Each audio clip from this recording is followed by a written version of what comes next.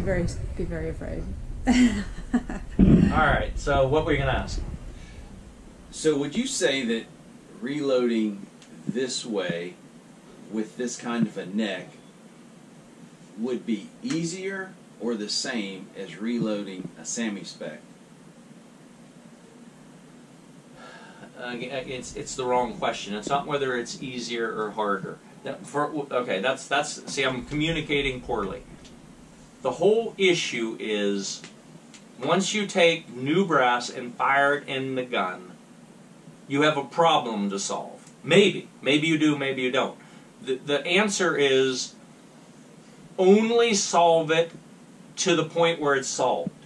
In other words, only do what is necessary. In other words, if you only have to walk exactly 1 mile, only go 1 mile.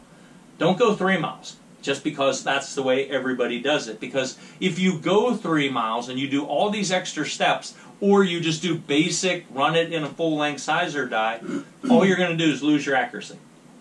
It's just going to go away. Because don't forget, with these right here, they will never be better than they are right at this exact moment. Because it was brand new brass that we fully prepped, we fired it 1 time. So it fits that chamber perfect, and we don't have to do anything to these. All we have to do is put the primer back in, put powder back in, and put a bullet in. And you're going to gain accuracy. Because it fits now as perfect as it can fit. And again, I always keep quoting people, but Tony Boyer is the most winning bench rest shooter in the history of short-range bench rest. He actually says 3 times fired.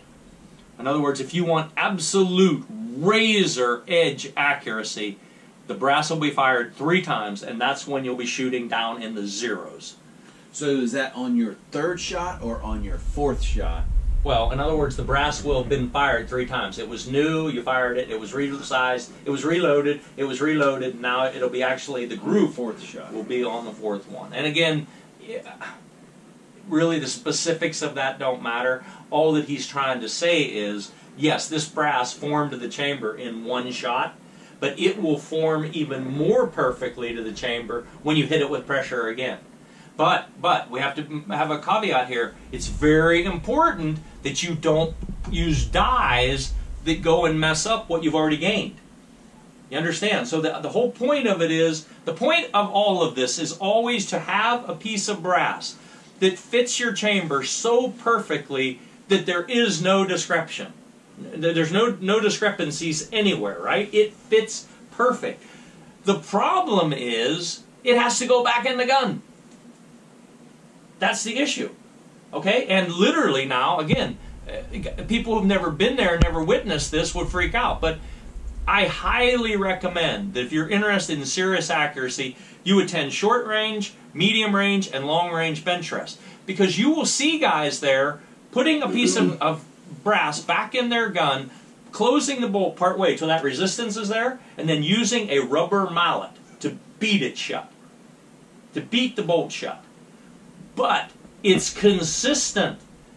In other words, it took the same amount of pressure to beat that bolt shut on every one of them pieces of brass. Because if it didn't, if one went easy and one went hard, there's very few ironclad rules. Ironclad, if one chamber's easy and one chamber's hard, the group it won't be a group. There will be 2 separate points of impact because it fit the chamber different. Okay? And so this is always one of the things you're up against, and that's why that you want to learn. Actually, there's 2 ways. Just shoot factory ammo and forget about it. You know what I mean? Or you do this. All right, so I got way off track. This is going to be a poor example because if we went out and shot all these, and let's just say I was capable of shooting perfect, you would actually find out that this enclosed is just a little wee bit harder. It's going to go in the group. I mean, maybe it's 1/10 of an inch out. It's not. It's a bad example to show what we're about to try to teach. All right, though, look at this. This is the one that goes in with resistance. Watch this. This piece of brass goes in there completely. So what's stopping it? What's stopping it is there's a shoulder inside this. Remember, the die is basically a negative of the brass, right? So there's a shoulder inside that die. Right? So when you take this case and it just drops in, obviously radially it's not touching anywhere. So it is not going to touch this case anywhere here. So it doesn't drop the whole way through, right? So logically, where's it hitting? It's hitting on the shoulder. And we're going to define the shoulder as from the base of the neck to the actual shoulder, right? From here to here. That is where it is touching. Okay, so it drops in like that. Now, I want to show you something.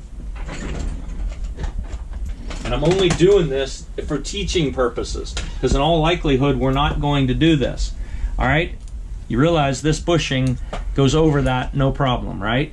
Well, this bushing, I put the numbers up. You drop the bushing in the die, then you put your spacer on top of it. Make sure the spacer lays flat. Okay? Then, this is the stem, right? Now watch this. Okay? Goes the whole way in, right? Whole way. Watch this. In fact, I should have used a smaller bushing. Okay. What do I got going on here? Oh, I know what I got going on. It started into it. Watch this. I'm going to run this in. I'm down now against that bushing, right? I'm going to back it off a little bit. Remember, don't ever lock things down. Okay? Well, bad example. I used too big of a bushing. I mean, I know it goes over. Look. I knew that before I did it.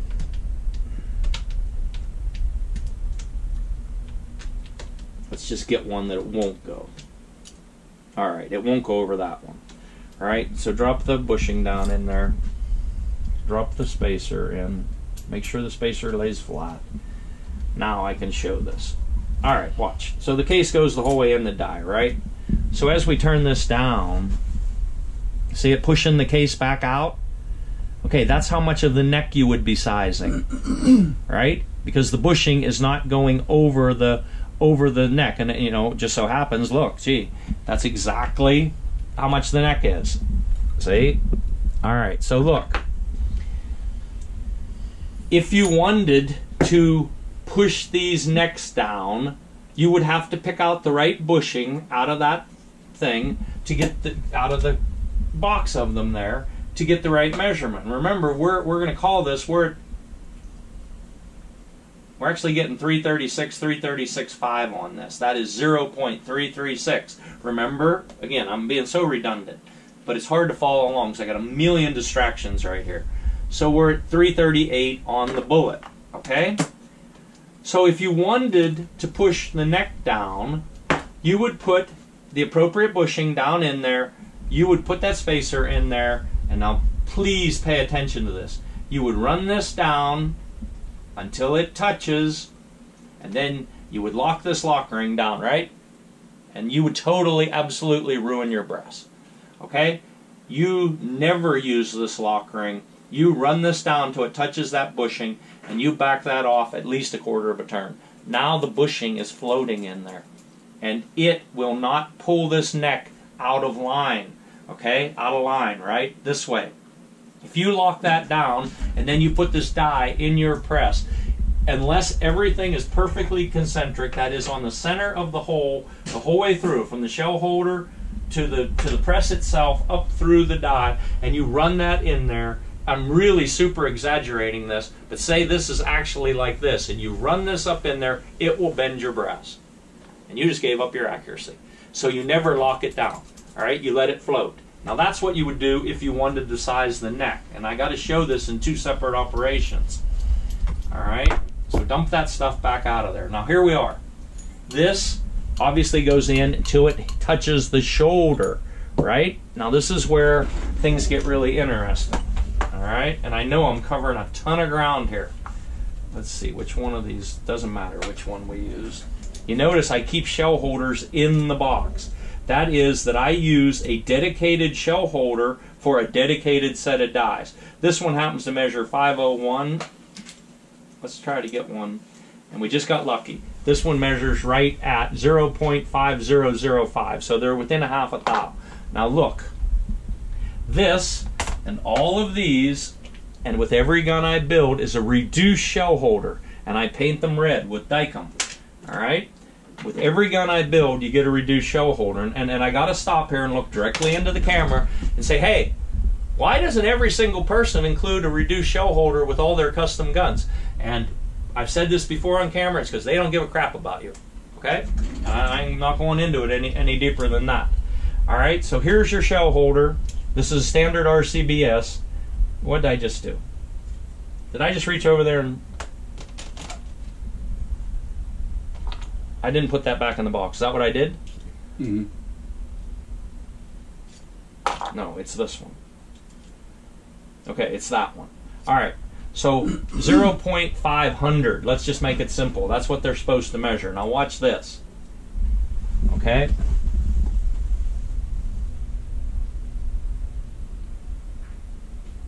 .477. Normally, I take 25 thou off. So what I want to show you is something very simple, and it's actually good to do it in your hand right here. So put that in the shell holder. Remember now, wait. Watch. This goes the whole way until it hits, right? It's hitting on the shoulder, right? Now watch this. So you put it on a standard shell holder. Now where's it hitting? This is super important for you guys to learn. Where's it hitting now? Shell holder. That's right. It's hitting the shell holder. So if we want to use this die to push that shoulder back, how do you do it? You can't. It's exactly right. The answer is you can't. It's impossible. Now, what a lot of guys will do, and this is one of the reasons why I say that they don't care about you. This set of dies. What did you tell me this set of dies just cost? I think that was $200 and something. $286, I thought. No, no, it was you that told me. Sorry, excuse me.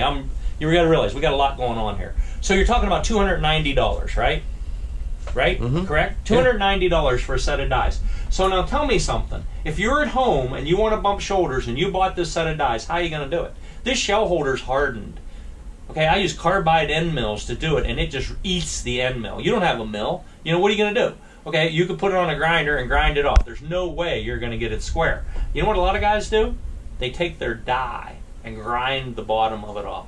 $290 set of dies. Okay, but guess what? There's no, short of custom dies, there's no way to bump your shoulders. So how are you going to do it? So again, it's such a simple, and I want to show this one more time. There it is on the shell holder. There it is, slamming into the shell holder. So if you're in the press, you raise the press the whole way, what happens is the shell holder hits the die before you can do anything, right? It doesn't work. Now watch this. So now you take this, you put it on your reduced shell holder, which is only 25 thousandths shorter. Okay, look. And now the piece of brass is actually, the shoulder of the brass is contacting the shoulder of the die. It's the only way that you can do it. Okay? There's no other way that you can bump shoulders unless you have a custom die. If you have a custom die, then you can do it. All right? So I needed to show that. So what we're going to do here is, oh, crud. And this is,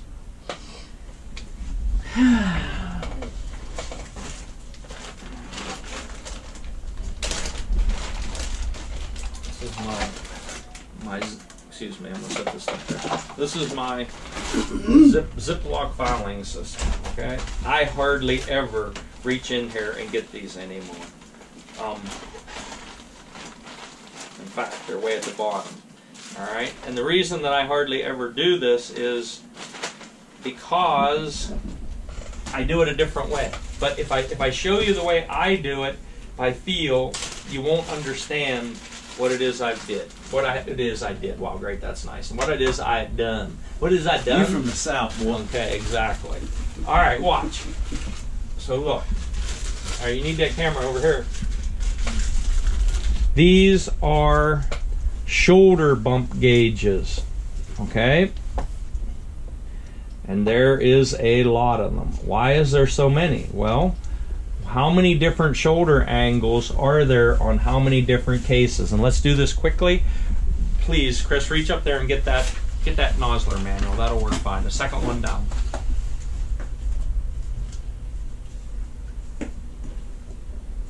All right. So watch this. Same deal. That's one of the reasons why these drawings are in here. A lot of people don't realize. So let's just use what we're using. We're going 338 Lapua. All right. And here we go. we flip over to it, and we look at the case. And by the way, you guys both have these guns. Tell me what shoulder angle it is. 30. Yeah, that's No. See, you got to know these things. It's 20 degrees. It's a 20-degree shoulder angle on that case. Now, I'm just going to pull some of these out of my butt. You happen to see over there, 280 Ackley improved. What is it? I don't have any idea. 40 degrees. The point is, you go through here, let's look at just some of the real standardized ones, right? Let's go 7 mag. You guys were asking about this before too, about different shoulder angles and stuff like that, and which one is best. There is no best, but some of them shoot better than others across the board. So standard 7 mags is 25 degrees. So a 7 mag, a 300 Winchester, that whole family of cartridges happens to be 25 degrees. It doesn't matter, but this is where you get the information. You look it up. Would you please put that back? So here, come over here and show this. So these all are marked on them what they are, but you got to realize there's so many different ones that some of them are not marked like what would be. You have to look on a chart. This is 30B. All right, this is 30A, 20A, 25, that's just basic 25 degrees, 40B, that's a 40 degree, 17 degrees, what has 17 degrees? 30-06. 28 degrees, even I hardly remember what 28 is. Another 40 degree, 20B. Now, I'm going to have to look this up myself because I haven't used these. I don't do it. The way I do it is by feel. So I got to look it up and see what the heck it is. And again, maybe it's good we're doing this. Look, so this is what these are called. Sinclair bump gauges, and it's for bumping shoulders. Which you got to realize in the normal reloading manuals, they don't even talk about bumping shoulders. So here, go ahead and zoom in here so people can see this. So, and this is why you have to have this piece of paper, because look, a 20 is the 308 family of cartridges. A 20B is 338 Lapua. So see that some of it makes sense because it actually lines up with what it is, right? Aligns is the correct term. It aligns with what it is, but some of them actually don't. And look on like the 40.